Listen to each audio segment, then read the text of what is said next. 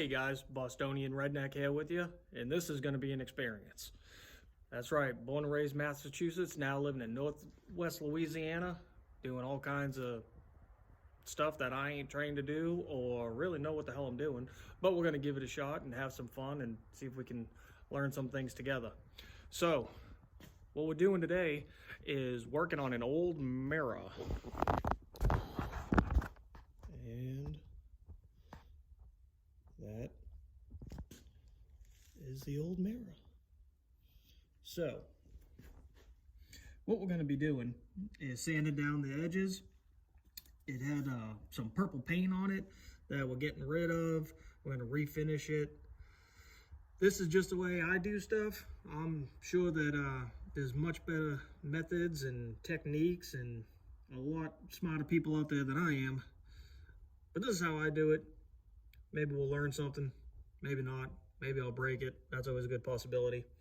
But what I'm going to do is get this all prepped and cleaned up, and then we are going to etch a design right in this mirror.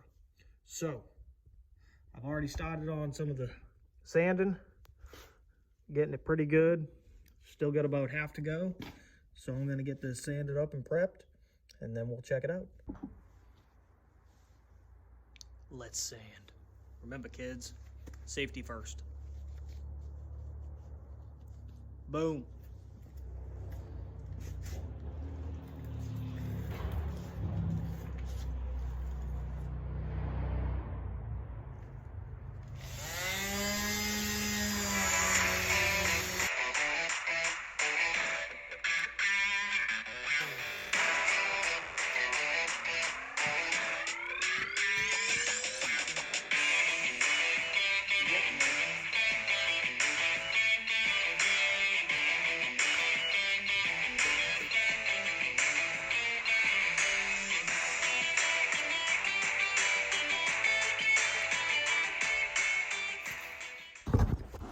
This is why I love power tools. So, we've got the edges pretty well done. Now I'm just going to paint this black after, so I just want to get a good enough finish where that paint will grab. The paint's gonna be obviously darker than the wood vinyl or whatever crap was on here before. So I'm not worried about getting it too perfect. I don't get nothing perfect. And I sure as hell ain't fancy. So we got that. Now, still got purple along the edges in some spots that I'm gonna finish sanding on across here. And rather than bore you with more of me just sitting there sanding, I'm gonna stop it here and then we'll check it out when we're done. Boom. All right, guys, so we got it sanded up. Check out the edges. Looks pretty good. Now, it's always good to have a clean work area and a clean working surface. So, bam.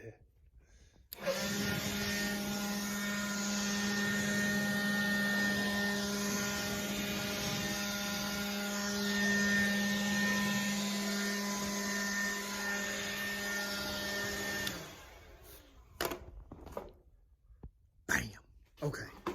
So, I'm gonna set this deal up over here. Over here. I don't know, can you guys see? My cutting ponies, or as you might call them, sawhorses.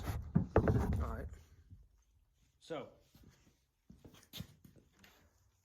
we have this all clean and pretty. So now, before we do any kind of etching, which I use a sandblasting method, which we'll get into in a little bit, you want to take your template, lay it on as you like. Now this is at this point, we're just kind of getting a rough idea of how we want to get this laid out. I'll show you guys in a second before we do anything else. So, got it. Okay. So, get it lined up how you want. I like using this little bitty scale because it's a lot easier to get a close measurement than a dirty old tape measure.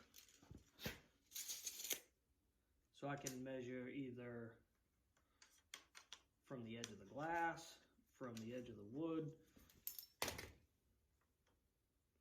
However, to get it lined up, now at this point we don't have to be precise, we don't have to be perfect on exactly how, well, where this gets lined up, and I will show you why in a moment. Okay, so I'm making a couple little marks in the wood, which is just going to be painted over anyway. So, this is what we are going to be etching, sandblasting, whatever you want to call it. While I'm not saving the world by doing random projects at home, I work for the best dang fire protection company in the business. And so, minus this part here, I'm going to be doing the name and logo, and then I have a little something different I'm going to do underneath. So, in order to transfer this image onto this glass, we have a couple of ways to do this. I will be using duct tape and carbon paper. So, all I did was mark out little lines about where I want this. Now I'm going to cover the glass from about here to here with duct tape, and then I will show you the steps after. So I got my duct tape lined out.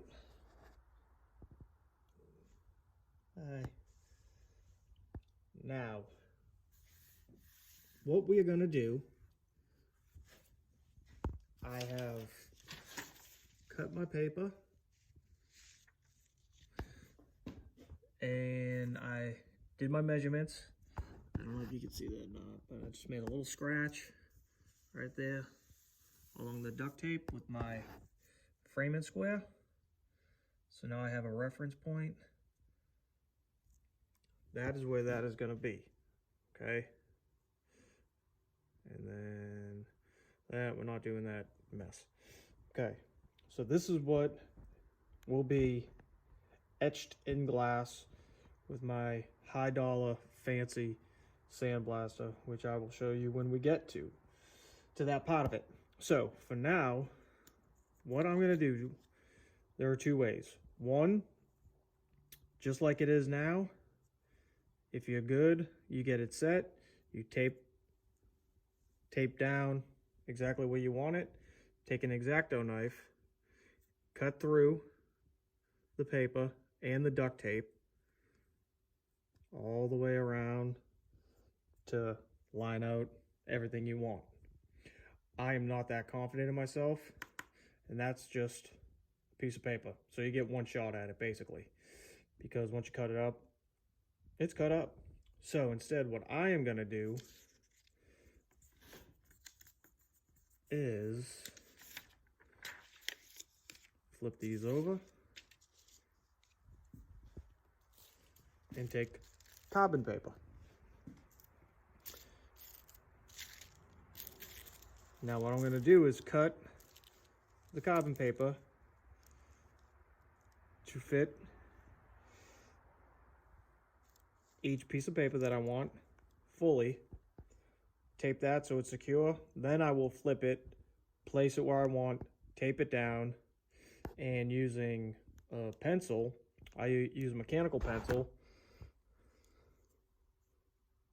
without the lead pushed out, so you just have a sharp enough edge to trace over it, which will bleed through onto the duct tape, and then we will take razor blade or X-Acto knife, cut out the image. I like doing it this way because, for one, when I see it just on the duct tape, it's easier for me. I can follow my lines better instead of going through the paper and the duct tape at one time. If it slips or whatever the case may be, you get one shot at it until you got to start all over with the tape and all that. I'm not a big fan of doing the same thing more than once. A lot of the time, I'm not even a fan of doing it once. But This way, even if my trace comes out a little off, I can correct it when I'm actually making my cuts. So I'm going to cut my carbon paper and attach to the back, get this set, and then start tracing. All right, so we got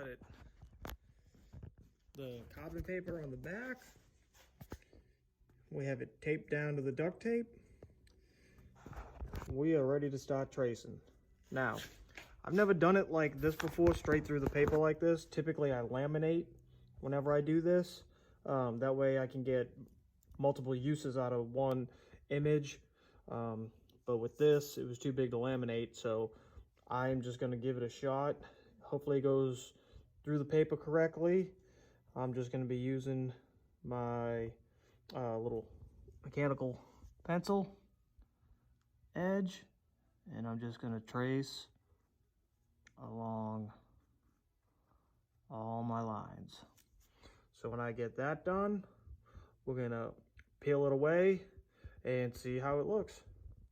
Wish me luck. All right, guys, moment of truth. I have it all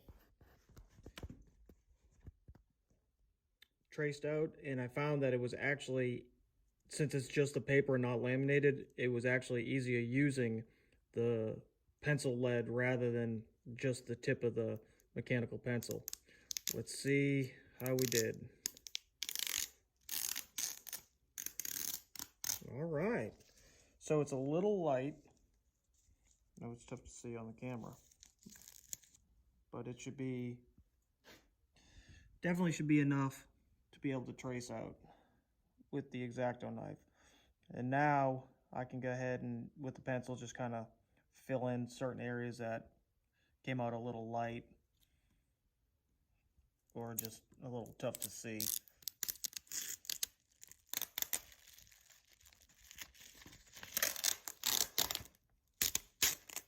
Okay, not too bad.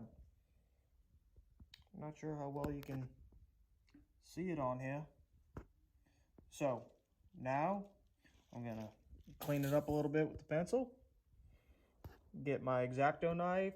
You can use a utility knife, whatever you have. Just a sharp pocket knife if that's what you prefer, whatever's comfortable for you, to make nice, smooth, clean cuts. So I'm gonna clean this up and get to cutting. All right, guys, so I finished cutting everything out. It took a while. It was pretty difficult. So as you can see, I have it all cut out, so the mirror exposed with the areas that we're gonna stain or sandblast and etch. So I did all this with an X-Acto knife. I think blue painter's tape might have actually worked a little bit better, especially for these smaller areas, because you have the fibers inside the duct tape that you got to kind of mess with and make sure you get a clean cut on. So very time consuming, but I think it came out really nice. And now it's on to the fun stuff. So I'm gonna set up everything for the sandblaster and we'll check it out.